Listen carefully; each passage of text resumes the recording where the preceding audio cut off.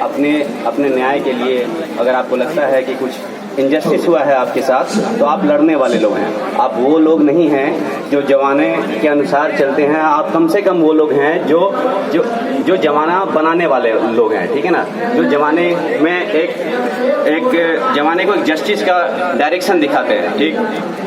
तो मेरे पहले काफ़ी लोगों ने, मैं बस सबसे ये रिक्वेस्ट करता हूँ कि प्लीज़ 10 मिनट मेरी बात ध्यान से सुनिएगा। और मैंने कब से मैं सबकी बातें सुन रहा था, तो सब लोग काफ़ी अच्छा बोल रहे थे, सारे इश्यूज़ कवर हुए। फिर भी मुझे जो लगा कि जो एक आध जो पॉइंट जो अनटच रह गए हैं, मैं सिर्फ उन बातों पे बोलूँगा।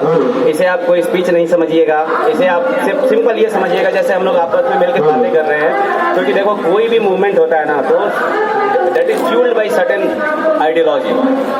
और आपको यह विश्वास, सबसे पहले विश्वास खुद के ऊपर जरूरी होना आवश्यक है। विश्वास होना आवश्यक है कि जिस कॉज के लिए हम लोग लड़ रहे हैं ना, उसके पीछे बहुत ही रेशनल लॉजिक्स हैं, ठीक है। यही आपको फ्यूल करेगा, क्योंकि मूवमेंट इतना आसान नहीं होता। कोई भी चीज़ अंजाम तक पहुंचने से पहले काफ़ी कुछ लड़ाइयाँ लड़ना पड़ती है, ठीक है। तो मैं कुछ लॉजिक्स में बोलता हूँ। सबसे पहले कि जो कंपनसेटरी अटेम्प्ट है, उसके पीछे क्या लॉजिक्स है। तो एक तो जो सारे भाई लोग लड़ रहे हैं अनफेयर सुसाइड के लिए, देखिए हम लोग महाभारत के ज़माने से हिस्ट्री पढ़ रहे हैं। इवन मॉडर्न में जितने first world war, second world war, जितनी लड़ाइयाँ हुई हैं, उन सब में ना कुछ वार एथिक्स होता था, ठीक। वार एथिक्स में क्या होता है, जैसे महाभारत में आपने सुना होगा कि संध्या काल के बाद कोई किसी पे अटैक नहीं करेगा, कोई किसी की मतलब पीठ के पीछे से वार नहीं करेगा। इस तरीके के लॉजिक्स होते हैं। तो मैं इसको ये एनालॉजी ड्रॉ करता हूँ कि सिलेबस में कुछ और बोल के और एग्जाम में कुछ और पूछ लेना, ये कुछ उसी तरीके का वार एथिक्स का या एग्जामिनेशन एथिक्स का वायलेशन है मेरे हिसाब से, ठीक।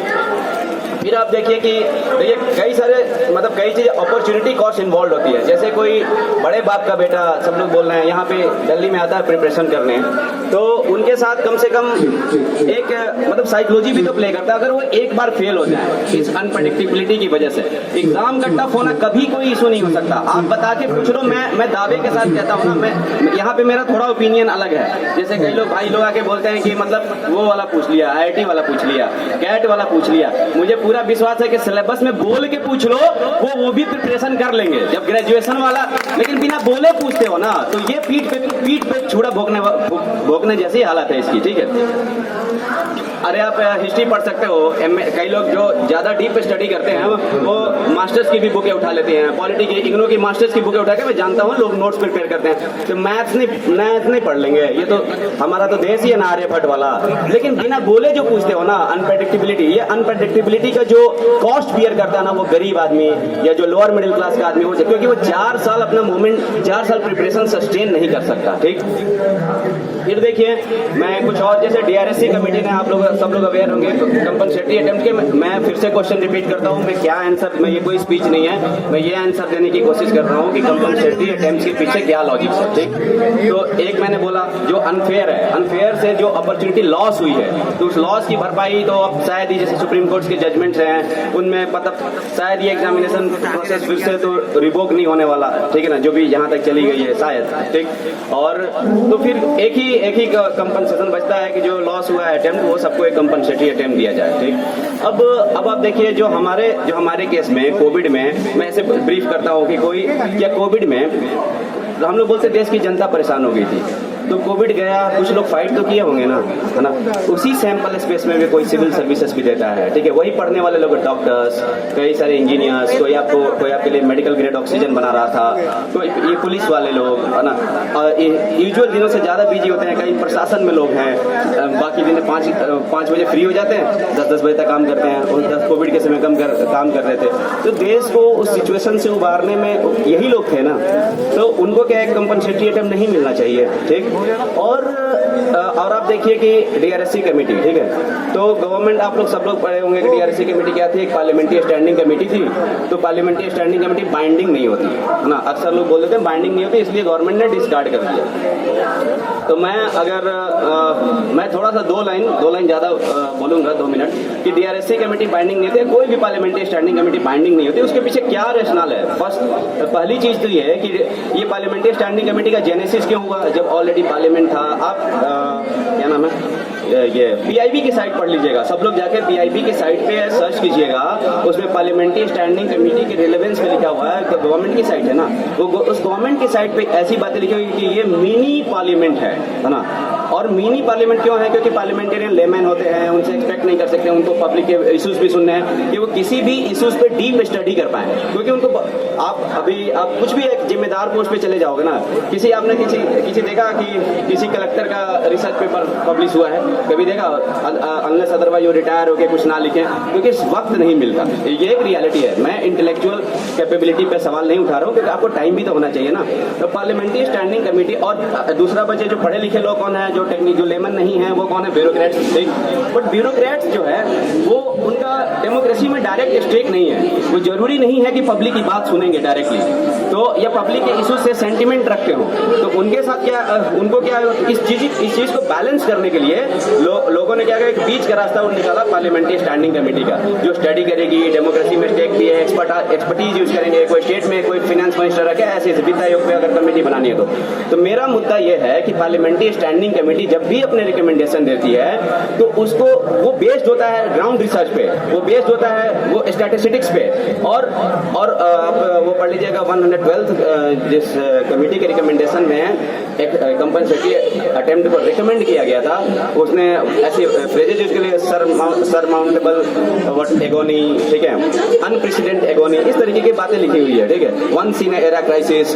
अब आप ये बताइए कि एक ग्राउंड रिसर्च करने के बाद जो अगर किसी कमेटी के रिकमेंडेशन को एक executive without any ground research ये कह देता है कि नॉट फिजिबल, अगर आप ये भी जानते होंगे कि ठीक है क्या होता है, बाइंडिंग नहीं होता, बट अगर वित्त आयोग का फिनांस कमीशन का रिकमेंडेशन अगर गवर्नमेंट वो कर देती है, डिस्कार्ड करती है, तो आपको सब लोग पढ़े लिखे लोग हैं कि प्रोसेस पता होगा कि पार्लियामेंट में जाके एक्सप्लेनेशन देना पड़ता है, ठीक है। क्या कभी पार्लियामेंट में एक्सप्लेनेशन दिया? वन लाइन का कभी एक्सप्लेनेशन नहीं होता। ये वेगनेस है, इस हम आवाज उठा रहे हैं उस वेगनेस के ऊपर। ये वेगनेस आपके सीसेट के पेपर में भी है, ये वेगनेस ही है ना कि आप बोलते कुछ और पूछते कुछ और, राइट।